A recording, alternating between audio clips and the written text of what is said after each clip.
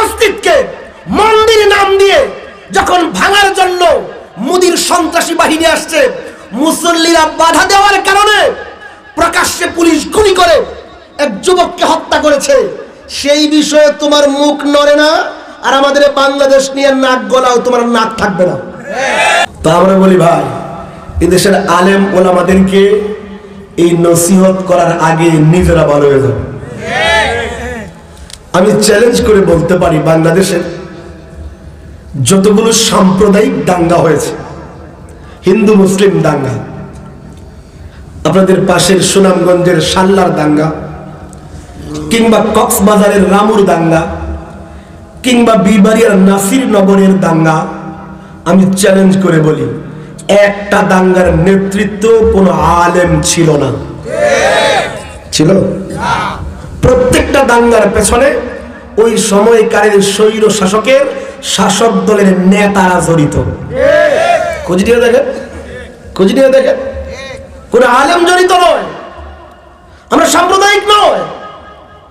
আমরা যদি উগ্রবাদী হইতাম, সাম্প্রদায়িক সম্প্রীতিতে বিশ্বাস না করতাম, তাহলে যেই দিন ভারতের মোদী সরকার কর্তৃক আমাদের 500 বছরের ঐতিহ্যিক বাবরি মসজিদকে রাষ্ট্রীয় সন্ত্রাসের শিকার বানিয়ে মোদী সরকারের 5 আনা গোলাম সুপ্রিম কোর্টের মাধ্যমে ধূলিসাৎ করে দেওয়া হয়েছে, মাটির সাথে মিশিয়ে দেওয়া হয়েছে। আমরা উগ্রবাদী হলে, সাম্প্রদায়িক হলে, যেই দিন বাবরি মসজিদকে মাটির সাথে মিশানো হয়েছে, এর পরের জুমায় প্রত্যেক মসজিদের খতিব, প্রত্যেক মাহফিলের বক্তা এক যুগে গর্জে উঠে বলতো, যেহেতু ভারতের মোদী সরকার নিজের ক্ষমতা বলে, সংখ্যা গরিষ্ঠতার বলে তার দেশে আমাদের মসজিদকে মাটির সাথে মিশিয়ে দিয়েছে, সুতরাং সংখ্যা গরিষ্ঠ মুসলিমের দেশে একটা মন্দিরও আস্থা রাখা হবে না। কিন্তু এমন উগ্র বক্তব্য কোন আলেম দিয়েছেন? বলেন, দিয়েছেন?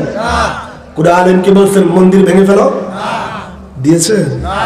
তা আমাদেরকে উগ্রতার না করার কি সবক দেও? ঘোড়ার ডিম।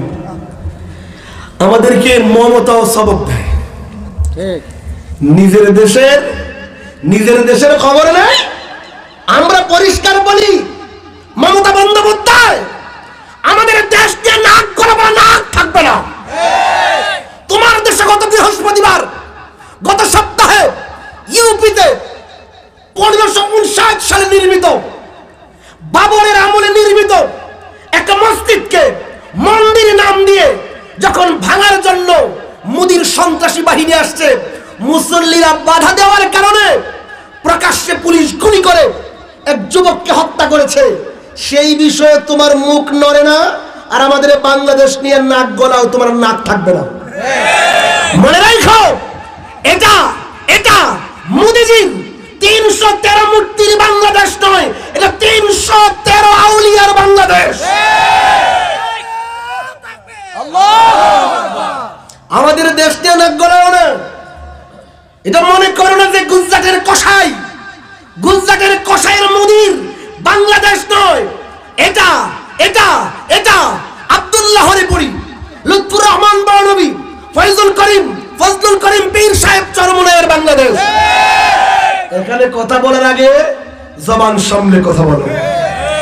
এরা আমাকে সীমান্তে এসে মাস্তানি করে, আমাকে দেশে ঢুকবো, আমাদের দেশে ঢুকবো। আমরা তো বিজেপিকে বলি ঢুকতে দেন, বাকিটা আমাকে দায়িত্ব। বুঝতে পারি নাই। এরা আগারতলা মাস্তানি করে, আমাকে বাংলাদেশে আসবে। আমরা বলি, পণ্ডিত তোরা গরুর মুদ খাস, আমরা গরুর গোস্ত খাই।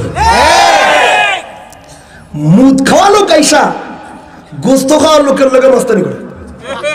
বুঝতে পারি নাই মনে হয়। এরা কি খায়? গরুর মুদ খায়। কয়টা খায় নাকি শরীরের শক্তি বাড়ে। আমরা বলি তুই মুদ খাস, আমরা গোস্ত খাই। এই জন্য পরিষ্কার শব্দে সাবধান থাকতে হবে। ওরা চাচ্ছে আমরা মারামারি করি, কিন্তু ওদেরকে দেখায় দেব আমরা কুত্তায় কামড় দিলে কুত্তার পায়ে কামড় দিই না। আমরা উগ্রবাদী হলে, আমরা সন্ত্রাসী হলে, তিন দিন ধরে ইউপিতে আমার এক ভাই তাবরেজকে 3 দিন ধরে বিজেপির সন্ত্রাসীরা আটকে রেখে বাঁশের কঞ্চি দিয়ে খুঁচিয়ে হত্যা করেছে। আরে গত সপ্তাহে যখন পার্বত্য চট্টগ্রামের আদালত চত্বরে ইসকনের সন্ত্রাসীরা আমার ভাই সাইফুল ইসলাম আলিফকে গলা কেটে জবাই করে হত্যা করেছে, আরে আমরা সাম্প্রদায়িক হলে, আমরা যদি উগ্রবাদী হইতাম তাহলে এর পরের দিন প্রত্যেক মাহফিলের বক্তা জুমার খতিব এক যুগে গর্জে উঠে বলতো, যেহেতু আমার ভাইকে গলা কেটে হত্যা করা হয়েছে, সুতরাং এই দেশের একটা হিন্দুর গলা আস্থা থাকবে না। কিন্তু এমন উগ্র বক্তব্য করে আলেম দিয়েছেন বরং এর উল্টা গুগলে এখনো সার্চ দেন, BBC news, voice of America, Deutsche Welle সহ ইন্টারন্যাশনাল একাধিক নিউজ পোর্টালে এখনো সেই নিউজ পাবেন। হাটহাজারী মাদ্রাসার ঠিক ডান পাশে হিন্দুদের একটা মন্দির আছে। এই মন্দিরের পুরোহিতকে বিবিসির সাংবাদিক জিজ্ঞেস করছে যে হেফাজতে ইসলামের এত বড় এক কার্যালয়ের পাশে, মাদ্রাসার পাশে তোমরা মন্দির চালাও, তোমাকে ডর করে না? ওই হিন্দু মন্দিরের পুরোহিত বলে, আরে ডর করবে তো দূরে থাক, যখনই আমাদের উপরে আক্রমণের কোনো আশঙ্কা তৈরি হয় এই মাদ্রাসার ছাত্ররা মানব ঢাল তৈরি করে আমাদের মন্দির হেফাজত করে। বুঝাইতে পারি নাই? ইসলামী আন্দোলনের কর্মীরা মন্দির হেফাজত করে নাই, কিন্তু কয়দিন তোমরা আমাদের মসজিদ পদদলিত করবা, আমরা তোমাদের মন্দির পাহারা দেব, এই দিন কিন্তু শেষ হয়ে যেতে পারে। হুঙ্কার দেওয়ার আগে ইসকনের সন্ত্রাসীদেরকে বলি, কিসের ভরসায় হুঙ্কার দাও? কিসের ভরসায় হুঙ্কার দাও? আমরা শান্ত আছি, এর মানে আমরা নপুংসক নই। আমাদের হিজড়া মনে করছো আমরা চুপ করে আছি? আমাদের ধর্ম আমাদেরকে অন্যায় ভাবে কারো বাড়ি ঘর কাউকে হত্যা করার অনুমতি দেয় না, এই জন্য আমরা চুপ করে আছি। কিন্তু তোমরা দিনের পর দিন আমাদের বিরুদ্ধে ষড়যন্ত্র করবা, যদি এই দেশের তৌহিদি জনতা গর্জে উঠে তোমাদের পুরোহিতদের নেংটিও খুঁজে পাওয়া যাবে না। সাবধান হয়ে যাও, সাবধান হয়ে যাও। আমরা সাম্প্রদায়িক সম্প্রীতিতে বিশ্বাস করি, এই জন্য এই দেশের হিন্দুরা এখনো আম্মার কোলে আছে। বুঝতে পারি নাই বলে দেখেন, মাঝখান দিয়ে একটা কথা মনে পড়লো, ওই ভারতের হিন্দুরা আমাদের ভাইদেরকে হত্যা করতেছে, মারতেছে, এই জন্য বাংলাদেশের কোন হিন্দু যারা নিরীহ এদের গায়ে চিমটি কাটাও ইসলাম জায়েজ রাখেনি। আমি কি বাসাটা পুরো বুঝাইতে পারছি? ভালো করে বোঝেন, ভালো করে বোঝেন। ভারতের মোদী সরকার আমাদের মসজিদ ধ্বংস করার ষড়যন্ত্র করতেছে, জ্ঞানবাবী মসজিদকে ধ্বংস করার জন্য নতুন আইন চালু করতেছে। আমাদের ভারতের মসজিদ হিন্দুরা ধ্বংস করে দিলেও আমরা বাংলাদেশের কোন মন্দির ধ্বংস করব না। আমি কি বুঝাইতে পারতেছি? ভারতের কোন হিন্দুর সন্ত্রাসী কাজের কারণে, চট্টগ্রামের কোন হিন্দুর সন্ত্রাসী কাজের কারণে লাখাইয়ের কোন হিন্দুর গায়ে আঁচড় কাটা ইসলাম জায়েজ রাখেনি। আমি কি পুরো বুঝাইতে পারছি? নবীজি পরিষ্কার বলেছেন, ইত্তাকু দাওয়াতাল মাজলুম ওয়া ইন কানা কাফিরান। মজলুমের আর্তনাদ, বদদুয়া থেকে ভয় পাও আল্লাহকে, যদিও ওই মজলুম কাফের হয়। যদিও মজলুম কি হয়? মজলুম ব্যক্তি যদি হিন্দু হয়, বৌদ্ধ হয়, খ্রিস্টান হয়, তুমি অন্যায় ভাবে তার বাড়ি ঘর ভেঙে ফেলছো, অন্যায় ভাবে তাকে আঘাত করেছ, অন্যায় ভাবে তাকে ধমক দিয়েছ, তাহলে ওই হিন্দু ব্যক্তিটা যে আর্তনাদ করবে, যে মনে মনে যে বদদুয়া করবে, আল্লাহর নবী বলেন তার ওই বদদুয়া থেকে ডরাও। যদিও সে হিন্দু, যদিও সে বৌদ্ধ, যদিও সে খ্রিস্টান, এটাকে ভয় পাও। কই কেন? ফাইন্না লাইসা দুনাহা হিজাবুন। ওই ব্যক্তির বদদুয়া আর আল্লাহর মাঝখানে কোনো পর্দা নেই। এর মানে ওই মজলুমের দোয়া আল্লাহর কাছে সরাসরি কবুল হইল। বুঝাইতে পারি নাই? মনে হয় বুঝাইতে পারি নাই। কেন 16 বছরের দাপটে একজন প্রধানমন্ত্রী লেজ গোটায় পালাইছে? এই দেশের হাজারো মুসলিমের বদদুয়ার কারণে। আর কোনো কারণ নেই, আর কোনো কারণ নেই। এত মানে অপমানিত অবস্থায় কেন গেল? আগেও তো সরকার পরিবর্তন হয়েছে, এরশাদ তো স্বৈর শাসক বলে অভিহিত করা হয়েছিল, এরশাদ পালায় নাই, পালাতে হয় নাই, তার কেন পালাতে হলো? ছিল 1 নম্বরের জালিম। জুলুম বড় ভয়ঙ্কর জিনিস, জুলুম বড় ভয়ানক জিনিস। জুলুম করলে যার উপরে জুলুম করা হয়, সে বিধর্মী হলেও, হিন্দু খ্রিস্টান হলেও, ওই মজলুমের দোয়া আল্লাহর কাছে সরাসরি কবুল হয়ে যায়, সরাসরি কবুল হয়ে যায়।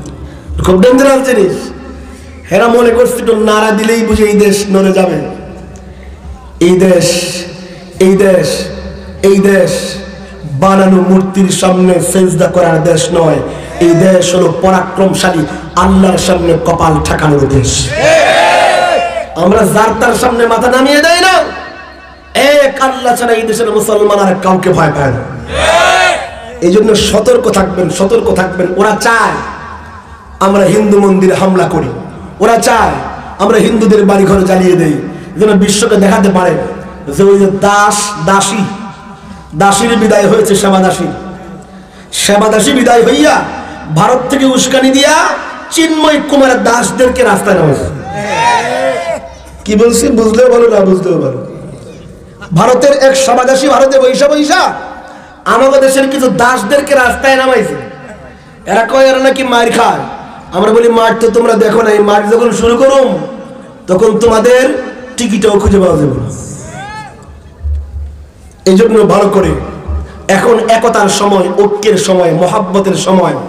এই দেশের কোন হিন্দু, কোন বিধর্মীর বাড়ি ঘরে হামলা আমরা করব না, আঘাত করব না। এদেশে আইন আছে, প্রয়োজন হলে যদি কেউ আমাদের ধর্ম অবমাননা করে, আমাদের নবীর বিরুদ্ধে কথা বলে, তাদেরকে কান ধইরা পুলিশের কাছে ধরায় দেবে।